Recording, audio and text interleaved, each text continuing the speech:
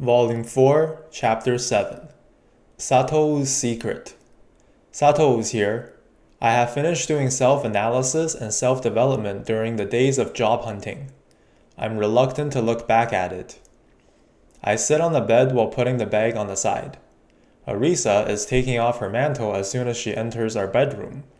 And when she started to take off her clothes too, I stop her with a chop to her head. Ouchie! What? Didn't you lust for me? Let's decide that after 10 years. No way! This is a chance to violate the precious body of a boy. While chattering pointlessly, Arisa still proceeds to wear her clothes back and sits on the opposite bed. You said something about the consultation at noon, right? Did anything happen? I wonder where I should begin. Why don't you tell me all about it? They said that the king has donkey ears. Doesn't that story end with everything coming to light? Then how about removing the thing that you don't want to say? Though I couldn't tell it to anyone anyway if you order me not to. That's right. The disposable long-range skill that I had when I first got here? Then I changed the story a little by only telling that it was used to annihilate each communities of the Scale tribes. I speak in quite a firm tone, but Arisa Riley smiles for some reason. What's wrong? I'm not bragging, you know. I understand, but the unique skill is our trump card. You should hide it properly. Sorry, I'll be careful. Then what is the consultation about? Were those Sail tribe community members of Lisa's race? Arisa listens while hugging her knees on top of the bed. Since her new skirt is long, I'm relieved that her underwear is invisible. Lisa's tribe lived in the wetlands far away from here. They were wiped out after a dispute with the Weasel tribe many years ago. Lisa told me the story during the frog grill party back then. It seems that she was kidnapped by the slave-hunting human when she was wandering with her family. She also said that she and her family were fearful with the Dragon Valley, so they didn't dare to get close to it. No, it's not that. It's just that even though I accidentally annihilated a whole tribe, I don't feel any guilt. I feel like the guilt was easily and completely turned off like an on-off switch, as if someone's manipulating my heart. If I didn't almost get manipulated by Arisa, I probably wouldn't think of this either.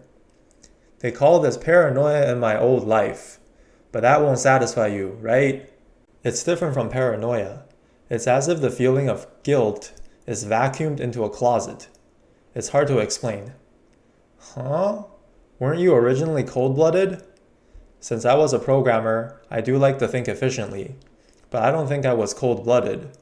When the game I made was made fun of on the internet, I became depressed for days. So you were a game developer. What kind of game was it? I'll talk about it later. Rather than that, do you want to know the cause for the on-off switch feeling? Arisa, who covered my words with hers, subtly smiles mischievously. Perhaps your mental strength attribute is too high. It certainly is high, but if your vitality durability is high, you become able to take many hits, right? Mind is the mental version of that. In the first place, you're purposely letting yourself be tormented by guilt. Unless you're a masochist, it should disappear fast. Is that so? I thought that it was someone's doing, but it was merely a problem of my own stat. Then the next, okay, come at me. Arisa is playing around, but it's reassuring to have someone to confide in like this. Based on the logic earlier, if I have high int intelligence, then I should have good memory. Yet I feel like I've become extremely more forgetful than before. What's the meaning of this? Wah, eh? You have amnesia even being this young? I'm about to chop her head, but Arisa quickly takes guard. Because her flustered posture looks cute, I'll let this one slide. I'm joking. Even though comprehension and memory do go up with int, it doesn't mean that they'll go up equally. If high int means that you can't forget, then there wouldn't be any careless scholars, right? No way. My mentor was a professor extremely close to getting a Nobel Prize. His careless episodes, like a revolving lantern, crosses my mind. That means I was really just being paranoid? Looks like it. Arisa throws herself on the bed and laughs. Speaking of which, I originally became paranoid because this girl's mind magic aptitude. Even while thinking that, I'm not childish enough to utter it on my mouth. Hey, Arisa. What? Do you want to get sticky? I'll refrain from that. This girl really likes to utter one word too many.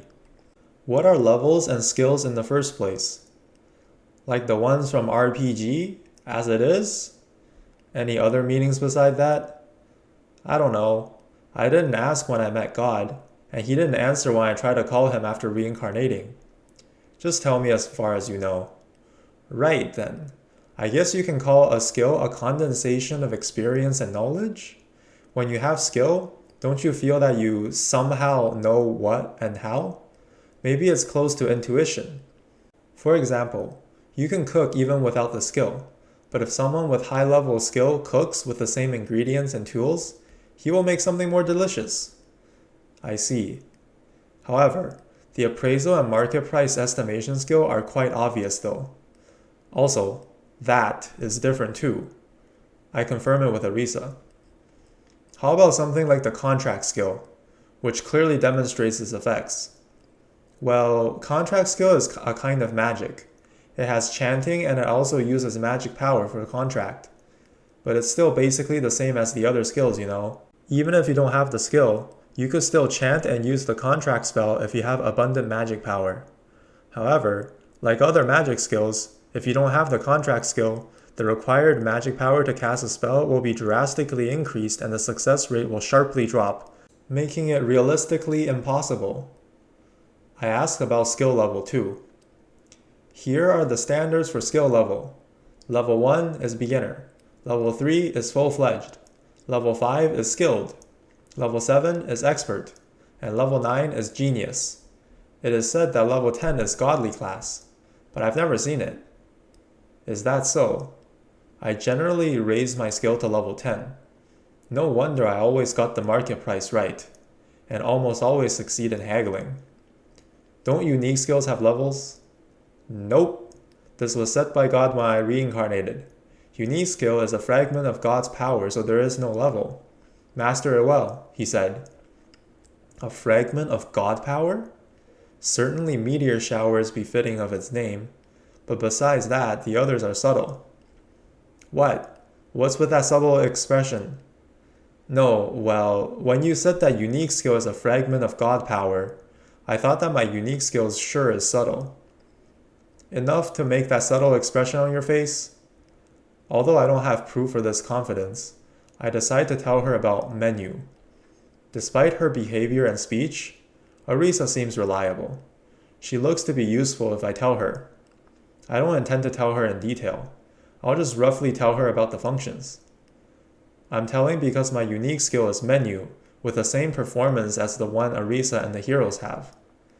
Well, I will listen if you want, but it's better if we keep it a secret, you know, Arisa advises me. I don't mind.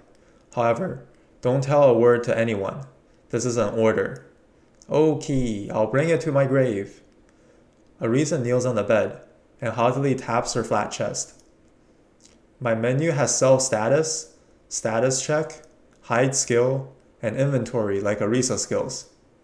As expected of a unique skill, it's a cheat, but isn't it really common for a unique skill? That's not all. Although I can choose to allocate points to which skill, I can't choose to do so for all skills like Arisa. It's only available for skills that I acquire by experience. Wah, isn't a degraded version of unique skill? The hide skill from menu is superior.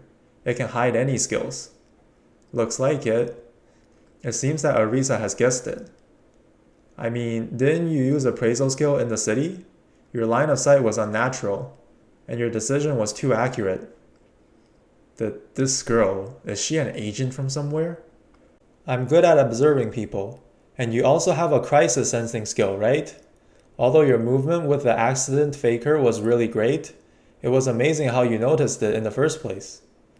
That's also part of the menu. I can understand the position of people nearby with a radar display. There is also a map display. It also has an auto mapping function. It gradually fills in accordance to my walking range. It was a big help inside the labyrinth. I see, it's truly menu. Didn't you think that you were inside a game for having such a unique skill without any explanations? I thought that I was in a dream instead. Well, it's unbelievable, I know. Arisa nods understandingly. While we're at it, Arisa-sensei also teaches me about level. That's why you can level up by fighting or by studying. So anyway, if you actively learn new things, you gain experience. When the experience reaches a fixed value, then your level will be increased.